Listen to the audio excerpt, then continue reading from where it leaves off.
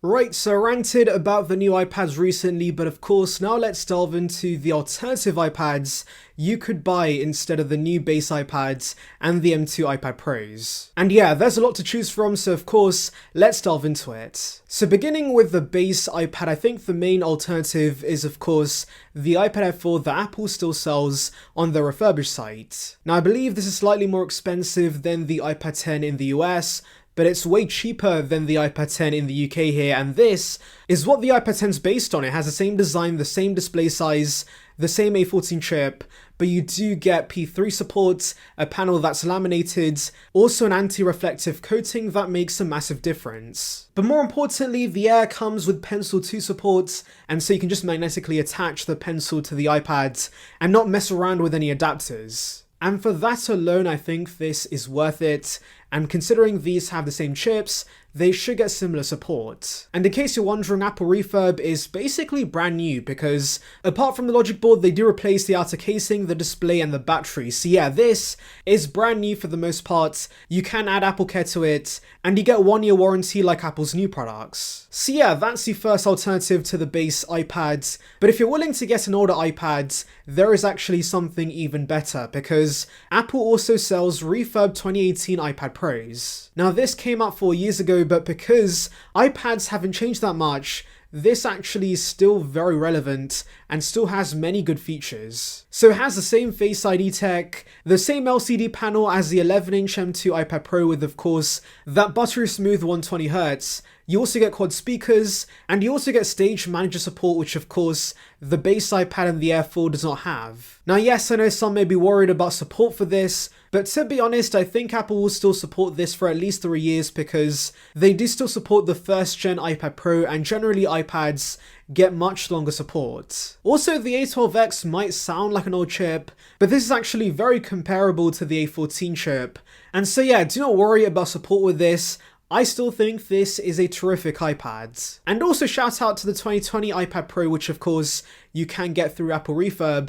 It's not as good of a deal as the 2018 models, but if you do want better cameras and more RAM, this is the one to get. And finally, for those on a strict budget, the iPad 9 is still pretty great. You can buy this new from Apple, or of course, third parties do have discounts. And yeah, for those who just want the bare bones iPad experience, this is still the one to get, and I'm sure you could get this, the pencil and the keyboards, for less than the base iPads. So yes, a lot of iPads to consider, and of course, if you're willing to buy used, there are even better deals on eBay for these iPads. Now moving on to the M2 iPad Pros, there is really only one big alternative, and that is the M1 models. Now I did mention this in a previous video and I got some hate for it, but I stand by this. Even if you're in the US and prices are the same for the M2 models, the upgrades are not worth it, and you can now get M1 for cheaper through third parties, and so yeah, just get that instead because M1 is still a very good chip. And like I said in that video, I don't think the M2 models are going to get much longer support because iPads get support for years. Apple's still supporting the first gen iPad Pro, so even if you get the M1 model, that should still get years of support. And yeah, considering the M2 is not giving us a huge performance jump and is actually throttled down with the iPad, and also Wi-Fi 6E apparently is not Wi-Fi 6E because it does not support 6 GHz bands, this iPad's just not worth it. And yeah, even the pencil hover feature is not that great. It does appeal to a very small niche, but again, most consumers don't need this. And if you're outside of the US like myself, then yes, it's a no-brainer to get the M1 models. They're much cheaper than the M2 models, which of course got some insane price hikes. And some people in the comments were mentioning that this is not Apple's fault and the currency is weakening, so we have to accept this.